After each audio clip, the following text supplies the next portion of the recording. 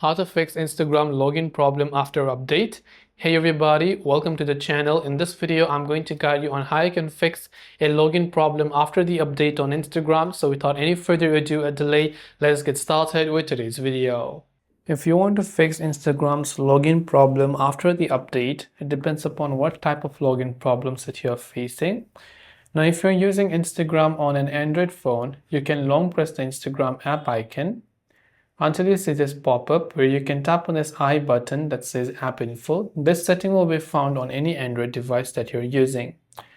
Now when you're here, you want to go to the option called Storage Usage and tap on it. And here you can simply choose to clear the cache files, and you can also choose to clear the data. Then because Instagram might be buggy, you want to check for more updates that Instagram has rolled out, because it could be a bug fixing update as well. If none of these are working, then lastly, the solution that I can offer you is to simply use the Instagram Lite application for the time being. So this is also the official app from Instagram themselves, and if Instagram is really that important, you can download this alternative app for now. And if that, hopefully that might help you solve the problem. So I hope this video helped you out. If you have got any further questions, so feel free to leave them down below. As always, thanks for watching till the very end, and see you soon in the next video.